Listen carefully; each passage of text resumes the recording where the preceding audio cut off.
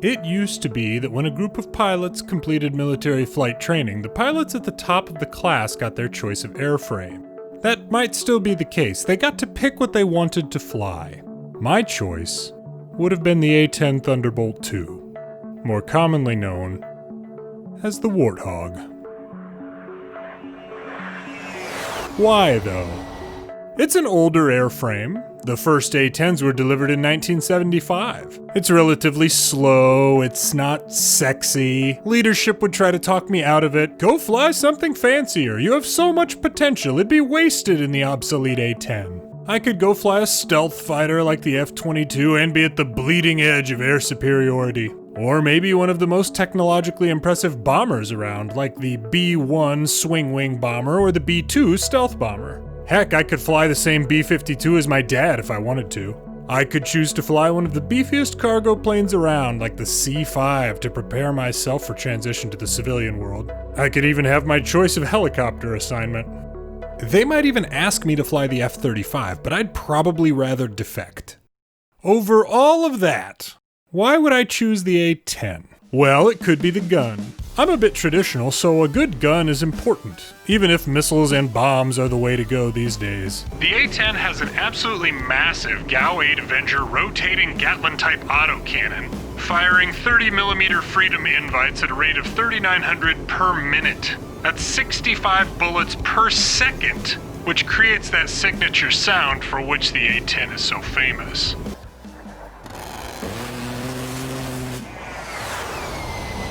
Those bullets are nearly 1.2 inches in diameter and can pretty easily shoot through a car, lengthwise. Plus, with the systems on board and a capable pilot, the gun will land 80% of its shots from 4,000 feet within a 40-foot diameter target. So at nearly a mile, this thing will hit a 40-foot round target 80% of the time. I know crayon-eating Marines who couldn't do that with an M4 from 200 yards. I'm just kidding, Gunny. Miss ya. It might be the 11 weapon hardpoints for munitions of all types, and its 16,000-pound payload. When you consider multiple weapon racks on some of the hardpoints, a fully loaded A-10 could single-handedly end a conflict if the bad guys are dumb enough to be around when it's on scene. It might be its precision. Between the A-10's ability to loiter over the battlefield for long periods, along with its laser-guided bombs, Maverick missiles, and that cannon, the A-10 delivers the proper mode of persuasion when and where needed.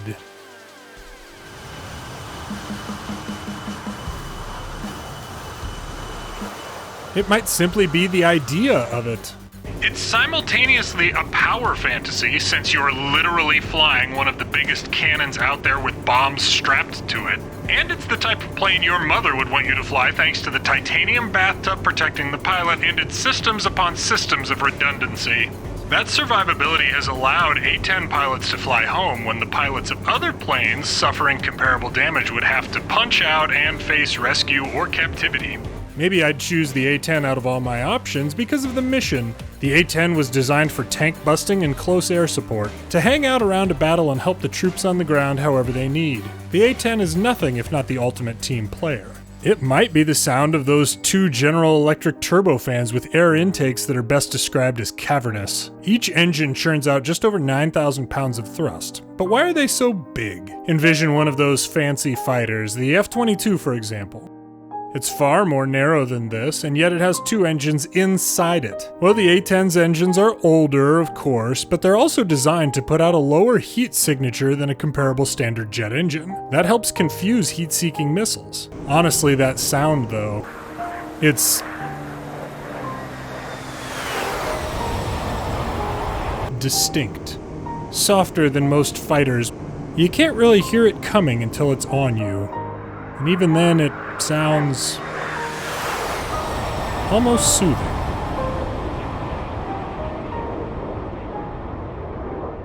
However, with all that said, the A-10 is rarely the plane of choice for our flyboys. Why is that? Well, many people go to flight school with the dream of one day going Mach 2 with their hair on fire, dogfighting with bogeys like Pappy Boyington or Tom Cruise, They don't really dream of flying just a few thousand feet off the ground at a speed comparable to some helicopters and loitering for an hour while ground troops do whatever it is ground troops do. They want more excitement and glory and stories to tell their kids about impossible unrestricted climbs or breaking the sound barrier or whatever. Plus, it's an older airframe that's faced recent attempts to replace it. Sure, it got fundamental upgrades to the airframe in 2005 and weapon and smart system upgrades in 2010, but it's not the newest and flashiest airplane out there. The efforts to replace it have been curious given its proven capabilities and usefulness in the type of battles being fought today. But for years, certain decision makers have been trying to replace the A-10 with the single-engine stealth F-35 Lightning II. Now, cost overruns and delays aside, while the F-35 can supposedly carry as much weight as the A-10, I don't know about that. The F-35 simply isn't going to have comparable performance in this close air support role. Government leaders even required a fly-off to compare the F-35 and the A-10 in the close air support role. Since then, the drive to replace the A-10 with the F-35 seems to have slowed. In addition, thanks to some decision-making Burt fans, many A-10s got new wings in 2020, and it's essentially slated to stick around through at least 2030 at this point. However, the F-35's website still talks about it replacing the A-10 as well as many other aircraft currently in use. So that's an important reason people may not choose to fly the A-10. Some sort of concern about job security long term. However, the reason could be a little bit more shallow. Its dimensions. If you're attracted to people with particular measurements or of a certain minimum height, the A-10 may just look wrong to you. It's wider, 57 feet wingtip to wingtip, than it is long, 53 feet nose to tail. If you think about planes like people, the F-16 looks like a lanky teen who hasn't grown into its frame yet. The F-15 and F-18 look a bit more like gym rats. The F-35 looks like the middle child the parents keep forgetting in the McDonald's play place. And the F-22 looks like a lean CrossFitter. The A-10? Well, that's an exhausted guy with old man strength and a squishy dad bod.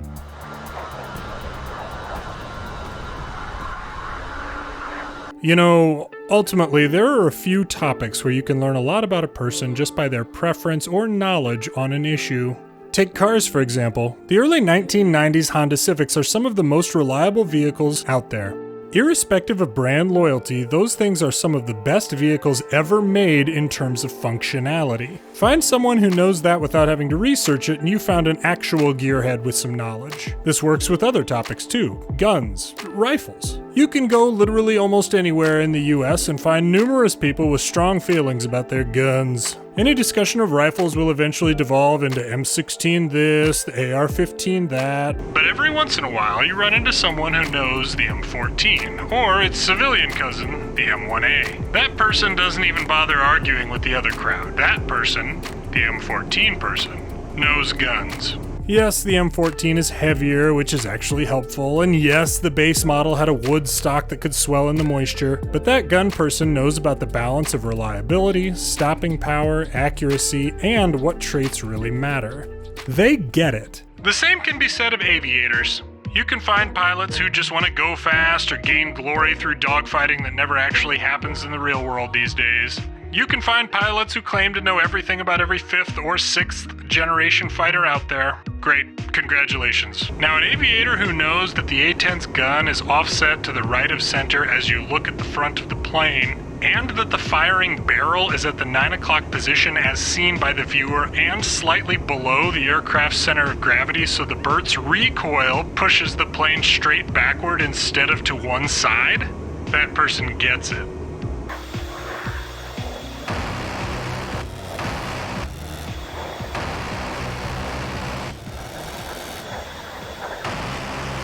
From my perspective at least, the A-10 is just everything you need in a plane.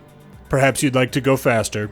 Sure. Maybe you'd like the ability to land on a carrier. Well, the A-10 can do that, but I'll give you that one. Maybe you want to be invisible to radar. Well, it sounds like you're scared of a fight, but okay. Maybe you don't want the gun because missiles and bombs get the job done. Well, I hope you carry enough ordnance to get the job done when needed, and all of your weapon systems stay online all the time. It's certainly not as though our military software systems have been hacked before. You know what can't be hacked?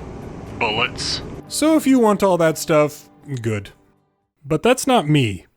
The A-10 just speaks to me on a personal and philosophical level. It'll only make the news when its durability is put to the test, and it'll face its doubters eye to eye. But it's more than that. Anyone with career experience can appreciate the existential concern of being replaced. Even if you're doing your job well, there's always the chance a new technology will come along and make your job obsolete or redundant. Irrespective of how well you do your job, you might become a victim of office politics. Or management might just like the new guy better than you, even if you're better at doing the job. At some point, that type of situation will happen to all of us. And maybe that's why I would choose the A-10. It's both legendary and relatable. It embodies, even exemplifies, traits we should all strive to attain. And it faces the same type of challenges we do. It's the type of coworker we would all want. It's the type of reliable I wish I was. And there's something to be said for that.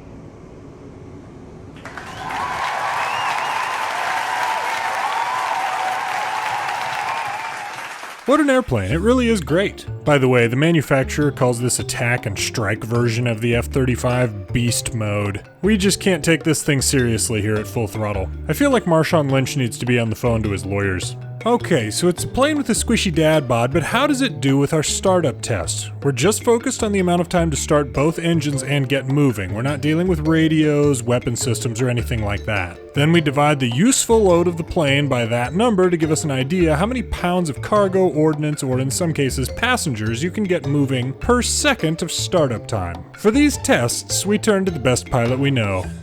Some say he once repaid $19,572 of student loans in pennies. And that all his pronouns are adverbs. All we know is he's our German Shepherd test pilot, and he's called the Roog. Roog mentioned how roomy the cockpit is in the A-10. He said the lines of sight are particularly excellent. Okay, he's closing the canopy now, always important. After he gets the auxiliary power unit going, he's going to start with the left engine, wait for that engine to warm up and stabilize, and then transition to the right. Okay, both engines started, but he's having a little difficulty with the APU switch. Precious time wasted here because he can't quite reach that thing. Those big paws really become a problem with small switches. Okay, he's got the APU switched off and he's done. Even with the APU snafu, the Roog got it started in 180 seconds. This model A-10 has an approximate useful load of 220,000 pounds, and dividing that weight by that time, the A-10 scores a 122. That's good enough for second on our Full Throttle scoreboard to date. Maybe next time we'll look at something a little bit faster.